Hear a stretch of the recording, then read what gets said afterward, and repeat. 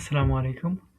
আজকের এই ভিডিওতে আমি দেখানোর চেষ্টা করব কিভাবে আপনি প্রাথমিক বিদ্যালয়ের রেজাল্ট শিট তৈরি করবেন। মানে শিখন অগ্রগতি প্রতিবেদন, এরপরে আপনার আছে প্রবেশপত্র, এরপরে আছে আপনার প্রতিবেদনে আরও কয়েকটা ডিজাইন আমাদের আছে। এটা হচ্ছে টেবিলেশন শিট, এটা হচ্ছে এক প্রান্তিকের এক্সাম শিট।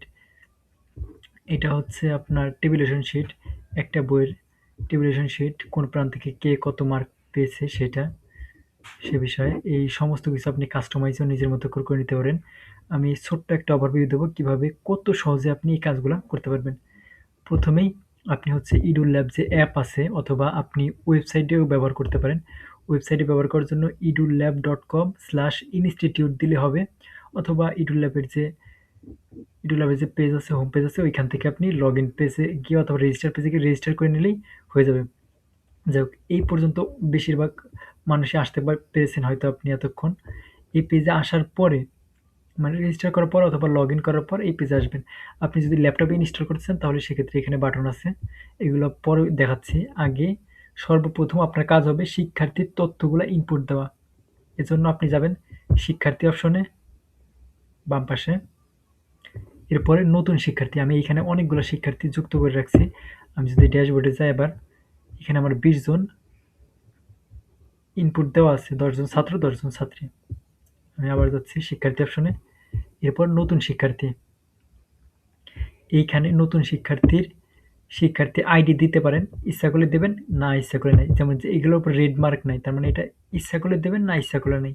ইংরেজিতে নাম আছে, বাংলায় নাম, ইচ্ছা করলে দেবেন, ইচ্ছা করলে নাই, যে কোনো একটা মাস্ট বি দিতে হবে, তাছাড়া তো তার নাম শো করবে না। জন্ম তারিখ ইচ্ছা করলে দেবেন, গ্রুপ যেগুলো জানেন সেগুলো দিয়ে দেবেন। এগুলো অনেক তথ্য আছে, যেমন এইগুলোর উপরে স্টার মার্ক দেওয়া আছে, এগুলো অবশ্যই পূরণ করতে হবে। যেমন শ্রেণী, শাখা, রোল নাম্বার, এগুলো পূরণ করতে হবে। এরপরে তার বাবা মায়ের নাম, এরপরে ইংরেজিতে নাম, মোবাইল নাম্বার, এগুলো আপনি ইনপুট দিতে পারেন। আপনি যদি মোবাইল নাম্বার ইনপুট দিয়ে রাখেন, পরবর্তীতে তাদেরকে এসএমএস পাঠাইতে পারবেন যে আপনার ছেলে বা আপনার মেয়ে এত মার্ক পেয়েছে প্রথম প্রান্তিকে বা দ্বিতীয় প্রান্তিকে, এমনভাবে। এরপরে সমস্ত তথ্য পূরণ করার পরে আপনি তৈরি করুন বাটনে ক্লিক করবেন, অথবা তৈরি করুন এবং পুনরায় তৈরি করুন। যদি এই বাটনে ক্লিক করেন তাহলে এই ফর্মটা সেভ হয়ে আবার এই ফর্মটাই ওপেন হয়ে থাকবে। এই ফর্মটা আবারও ওপেন হয়েই থাকবে। আর এটা দিলে আপনার এটার ওপেন হবে না, এটা অন্য পেজে নিয়ে যাবে। আমি আবার যাচ্ছি হলো শিক্ষার্থী অপশনে। এরপরে এখানে আপনি দেখতে পারবেন, এখন আপনি যে শিক্ষার্থী ইনপুট দেবেন সেইটার তথ্যগুলো এইভাবে দেখতে পারবেন। যেমন পঞ্চম শ্রেণীগুলো দেখা যাচ্ছে, আমি পঞ্চম শ্রেণীগুলো শুধুমাত্র ইনপুট দিছি, এখানে দেখা যাচ্ছে। এইখান থেকে এই শিক্ষার্থীর ভর্তির যে ফর্ম আছে, সেই ফর্মটা আমি নতুন ট্যাবে এটা ওপেন করতেছি আপনার দেখানোর জন্য। এবং চারিত্রিক সনদপত্র যেটা আছে সেটা ওপেন করি, ট্রান্সফার সার্টিফিকেট এটা ওপেন করি আমি আপনাকে একটু দেখানোর জন্য যে কি কি করা যায়। যেমন এইখানে আপনি হচ্ছে এখান থেকে প্রিন্ট করতে পারেন, তার সমস্ত তথ্য যেগুলো আছে সেগুলো এইখানে থাকবে। এখানে দেখেন, এখানে তার সমস্ত তথ্য এখানে আছে, তার নাম, আইডি, তার গ্রাম, সমস্ত তথ্য এখানে আছে, তার ব্লাড গ্রুপ, সব তথ্য এখানে পাবেন। এটা হচ্ছে ভর্তি ফরম, একক ভর্তি ফরম, এই যে দেখতে অভিন্ন ভর্তি ফরম, এইটা এটা একটা শিক্ষার্থীর তথ্য ইনপুট দেওয়ার পরেই। এরপরে আপনি এখানে দেখবেন যে চারিত্রিক যে সনদপত্র আছে সেগুলো এখানে দেখতে পাচ্ছেন। চারিত্রিক সনদপত্র এটা আপনি প্রিন্ট করতে পারবেন। এখানে ক্লিক করলে এখান থেকে প্রিন্ট করতে পারবেন। প্রিন্ট করে এক্সেন্সে ডাউনলোড করলে তার নাম, রোল সবকিছু এখানে বসে থাকবে, আগে থেকেই তার দেওয়া থাকবে। জাস্ট আপনি সিগনেচার করে দিয়ে দিতে পারবেন। এরপরে আপনার আছে ট্রান্সফার যে সার্টিফিকেট, এইটাও মানে স্থানান্তর সার্টিফিকেট, এইটাও আছে। এটাও এখানে একদম সুন্দরভাবে করে দেওয়া আছে। কোনো কিছু কাস্টমাইজ লাগলে আমাকে জানাতে পারেন। আমি যদি শ্রেণীকক্ষে যাই তাহলে এখানে দেখতে পারবো আমি পঞ্চম শ্রেণীতে, শুধুমাত্র পঞ্চম শ্রেণীতে 10 জন ছাত্র, 10 জন ছাত্রী, মোট 20 জন আছে। এখন এদের আমি রেজাল্ট শিট তৈরি করবো। এজন্য প্রথমে যাবো হচ্ছে এক্সাম অপশনে। দেখেন এক্সাম অপশনে যাব, এক্সাম অপশনে যাওয়ার পর এখান থেকে মার্ক এন্ট্রি, ধরেন আমি হচ্ছে পঞ্চম শ্রেণীর যেহেতু শিক্ষার্থী আছে, পঞ্চম শ্রেণীতে যাই, মার্ক এন্ট্রি। এখানে ধরেন মার্ক এন্ট্রি করবো হচ্ছে বাংলায় মার্ক এন্ট্রি করতে চাই লিখিত, এই দেখেন এখানে দেখতে পাবেন এমডি আবদুল্লাহ, এখানে লিখিত আছে 45 দেওয়া আছে, ইনপুট দেওয়া আছে। এখান থেকে আপনি ইনপুটগুলো দিবেন। এই যে সে ক্লাস টেস্টে কত পাইছে, ভাষা দক্ষতা, শ্রেণী কাজের সক্রিয়তা কোনটায় কত মার্ক পাইছে, এবং পাশে আপনি দেখতে পারবেন মোট সে কত নম্বর পেয়েছে সেটাও দেখতে পারবেন। এখানে আপনার ইংরেজি আছে, প্রত্যেকটা বই আছে এখানে। প্রত্যেকটা বই আপনি এখানে পাবেন, এবং এখান থেকে একটার পর একটা ইনপুট দিবেন। আপনি যদি ল্যাপটপ ব্যবহার করেন সেক্ষেত্রে আপনি ইন্টার দিলেই নিচে যাবে। আর যদি সাইডে ক্লিক করেন তাহলে এরো বাটন ক্লিক করলে উপর নিচে যাবে। বুঝতে পারছেন আশা করি?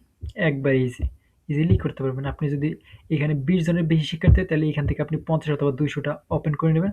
তাহলে সব শিক্ষার্থী এখানে দেখা যাবে। শুধুমাত্র এটা কিন্তু পঞ্চম শ্রেণীর ক্ষেত্রে, কারণ পঞ্চম শ্রেণীতে এখানে আমি ক্লিক করছিলাম এখানে মার্ক এন্ট্রিতে। এখন হচ্ছে মার্কশিট।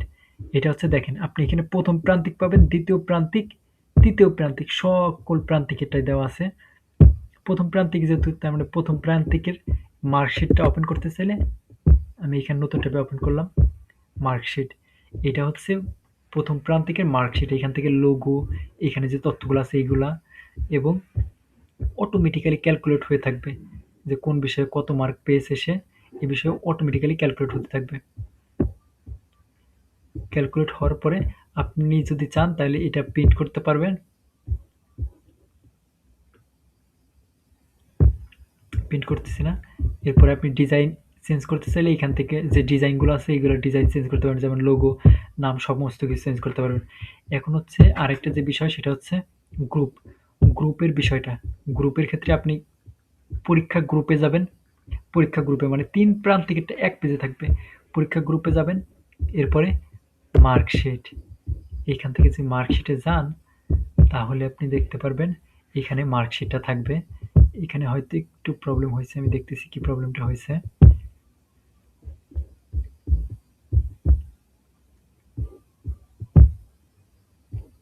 এখানে হয়তো একটু প্রবলেম হয়েছে, যাই হোক এটা একটু পরে দেখতেছি। এরপর আছে টেবিলেশন শিট। টেবিলেশন শিটে আমি বাংলাটা সিলেক্ট করি, তাহলে এখান থেকে দেখতে পারবেন যে বাংলাটা এখানে আছে। এখানে যে বাংলার যে এটা আছে, বাংলায় কত মার্ক, কে কত মার্ক পাইছে সেটা টেবিলেশন শিট সুন্দর মতো। ইংরেজিতে দিলে, গণিতে দিলে গণিত, এটা হচ্ছে গণিতের মার্কশিট, মানে মার্কের টেবিলেশন শিট। কে কত পাইছে, ভেরি গুড। যেমন এইখানে যে কমেন্টগুলো আছে, যে কমেন্টগুলো সে বি পেয়েছে এবং ভেরি গুড পেয়েছে, এই মন্তব্যগুলো আপনি কিভাবে এডিট করবেন, এটার জন্য আপনি যেতে হবে কনফিগারে। যদি আপনি যান তাহলে আপনি এখান থেকে সমস্ত কিছু কনফিগার করতে, যেমন পরীক্ষার গ্রেডিং সিস্টেম কনফিগার করতে চাইলে এই যে কনফিগার, এখানে আপনি দেখেন এক্সিলেন্ট, ভেরি গুড, এই যে পোর, এইগুলো আপনি স্যাটিসফ্যাক্টরি, তারপরে পোর, এইগুলো আপনি এখান থেকে এডিট করে দিলে আপনার এইখানেও এডিট হয়ে যাবে। এবং গ্রেডিং সিস্টেমটাও সেম। গ্রেডিং সিস্টেমটা যেমন এখানে আপনি গ্রেডিং সর্বোচ্চ 100% পর্যন্ত যারা পাবে, 100% মার্ক যারা পাবে, মানে 100তে 100 যারা পাবে তারা হচ্ছে এ, মানে 80 থেকে 100। এখানে দেখেন 80 থেকে 100 ডিফারেন্স আছে, এ মার্ক পাবে। 60 থেকে 79 পর্যন্ত বি। এমনভাবে গ্রেডগুলো আপনি চেঞ্জ করে নিতে পারেন বা নিজের মতো করে দিয়ে নিতে পারেন। গ্রেডিং করা নিজের মতো করে দিয়ে নেবেন। আর আরেকটা বিষয় সেটা হচ্ছে আপনি যাবেন এক্সাম গ্রুপের, যদি আপনি ইডিট অপশনে যান, সম্পাদন করুন, এইখানে আপনাকে অবশ্যই সেই গ্রেডিং সিস্টেমটা সিলেক্ট করে দিয়ে সেভ করতে হবে। এটা যদি না করেন তাহলে কিন্তু ভুল আসবে, এটা মাস্ট করে নিতে হবে। এবং আপনি যদি এক্সামে যান, এক্সামে গিয়েও সম্পাদন করুন, এখানে সম্পাদন করুন আছে। এরপরে এইখানে গ্রেডিং যে সিস্টেমটা আছে সেটা এখানে সিলেক্ট করে দিতে হবে, এবং ওয়েটনেস 33% দিবেন, মানে 33.33 এটা দেবেন। এবং পজিশন সিস্টেম, এই পজিশন সিস্টেমটা মার্ক করে দেবেন। যদি জিপিএ করেন তাহলে সেক্ষেত্রে পজিশনটা, সিরিয়ালটা ঠিক হবে না। পজিশনটা জিপিএ তখনই ঠিক হবে যদি আপনি ইন্টারন্যাশনাল যে সিস্টেম আছে, মানে বাংলাদেশে সচরাচর ক্লাস 9-10-এ যেটা ব্যবহার করা হয় সেই সিস্টেম যদি হয় তাহলে আপনি জিপিএ ব্যবহার করলে ঠিক আসবে। আদারওয়াইজ প্রাইমারি স্কুলের জন্য এটা প্রযোজ্য না। কিন্ডারগার্টেন হলে ঠিক আছে।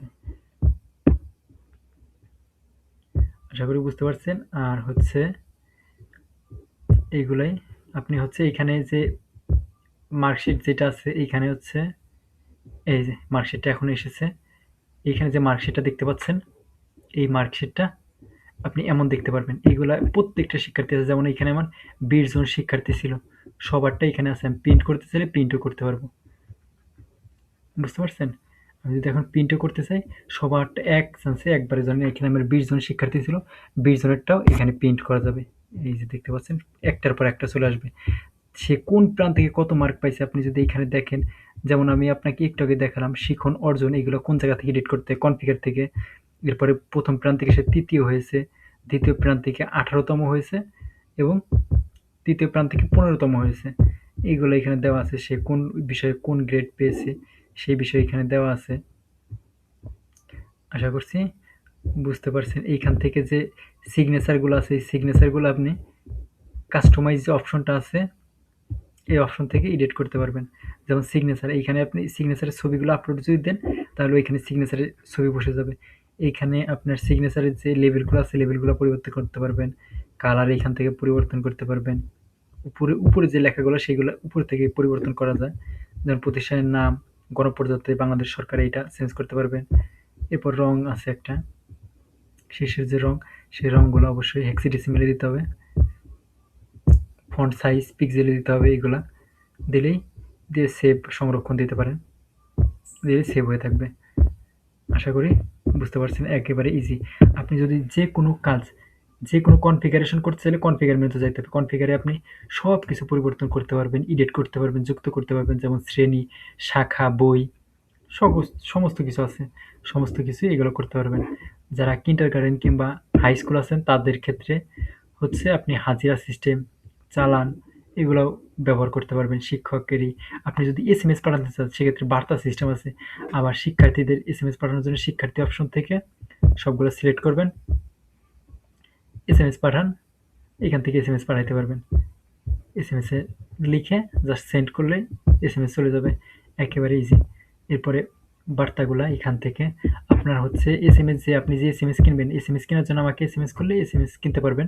আমি এসএমএস কিনে আপনার এইখানে, ঠিক এইখানে যুক্ত করে দেবো। এইখানে আপনি আমার এখানে দেখাচ্ছে 4 টাকা 70 পয়সা আমার বর্তমান ব্যালেন্স আছে এবং আমার প্রতিষ্ঠান আইডি হচ্ছে আমার এখানে 1 দেখাচ্ছে। আপনার যে প্রতিষ্ঠান আইডি আছে সেটা আপনি মনে রাখবেন এবং কখনো কোনো সমস্যা হলে প্রতিষ্ঠান আইডি সহ আমাকে বলবেন। আশা করি সমাধান পেয়ে যাবেন। ধন্যবাদ। আশা করি বুঝতে পারছেন।